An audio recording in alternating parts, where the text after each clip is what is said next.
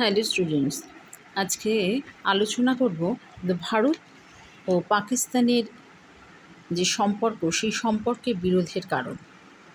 এ সম্পর্কে বলি যে ভারত পাকিস্তানের মধ্যে বৈরী সম্পর্কের পশ্চাতে পারস্পরিক অবিশ্বাস ও সন্দেহের পাশাপাশি দুদেশের সামাজিক রাজনৈতিক কাঠামো ও পার্থক্য এর অন্যতম কারণ। স্বাধীনতার পর ভারত সংসদীয় গণতান্ত্রিক কাঠামো ও ধর্মনিরপেক্ষতার আদর্শকে গ্রহণ করে, কিন্তু পাকিস্তান প্রথম থেকেই নিজেকে ইসলামী রাষ্ট্র বলে ঘোষণা করে। আবার অন্যদিকে গণতান্ত্রিক কাঠামোকে পাকিস্তান অনুসরণ কখনোই করেনি। এক্ষেত্রে একাধিক ঘটনা বা ইস্যুকে কেন্দ্র করে উভয় রাষ্ট্রের মধ্যে বিরোধের সৃষ্টি হয়। যেমন আমরা বলতে পারি যে কাশ্মীর সমস্যা। ভারত পাকিস্তানের নেতিবাচক সম্পর্ক কাশ্মীর ইস্যুকে কেন্দ্র করে প্রসারিত হয়েছে।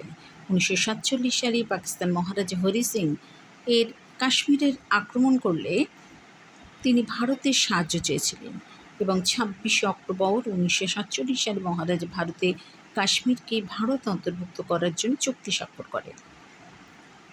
ভারতীয় সেনাবাহিনী পাকিস্তানি হামলাবাজদের কাশ্মীর থেকে বিতাড়িত করেন। 1947 সাল থেকে আজ পর্যন্ত কাশ্মীর ভারত পাকিস্তানের মধ্যে বিরোধের এক গুরুত্বপূর্ণ কেন্দ্রবিন্দু হয়ে উঠেছে। 1972 সালে সিমলা চুক্তি স্বাক্ষরিত হলেও স্থায়ী সমাধান কিন্তু আজও হয়নি।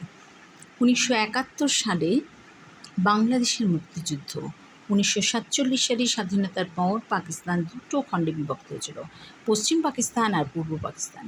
বাঙালি অধ্যুষিত পূর্ব পাকিস্তানের উপর সব ক্ষেত্রে পাকিস্তান আধিপত্য বিস্তার করেছিল। শোষণ ও নির্যাতন ভয়াবহ রূপ নিয়েছিল। পূর্ব পাকিস্তান অধুনা বাংলাদেশের মুক্তিযোদ্ধারা সংগ্রামে অবতীর্ণ হন। শুরু হয়ে গেল মুক্তিযুদ্ধ। ভারত বাংলাদেশকে সামরিক ও অর্থনৈতিক সাহায্য প্রদান করতে থাকল। 9টি মাস ধরে যুদ্ধ চলতে থাকে। এই 9 মাসের যুদ্ধে পাকিস্তানি পরাজয় হয় আর ভারতের সহযোগিতায় 1971 সালে স্বাধীন বাংলাদেশের জন্ম হয়েছিল। ভারত পাকিস্তান সম্পর্কের প্রধান অন্তরায় হয়েছিল সন্ত্রাসবাদ। এই যে সন্ত্রাসবাদ, এটা কিন্তু স্বাধীনতার পর থেকেই পাকিস্তান প্রত্যক্ষ বা পরোক্ষভাবে সন্ত্রাসবাদী উস্কানি ও মদত দিয়েছে। কাশ্মীর সমস্যা, সীমান্ত সমস্যা ইত্যাদি ইস্যুকে কেন্দ্র করে আজও এর প্রবণতা কিন্তু চলছেই।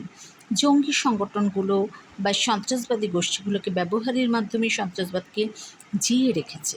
অতি সম্প্রতি পুলওয়ামা বা উরি সেক্টরে পাকিস্তানি জঙ্গিদের আক্রমণ এর কিন্তু উল্লেখযোগ্য উদাহরণ।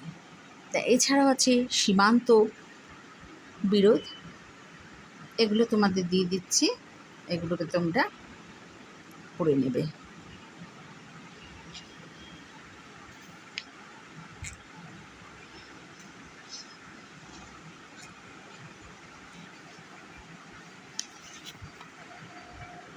তো এইভাবেই আজকে আলোচনা হলো ভারত পাকিস্তান সম্পর্কের বিরোধের কারণ।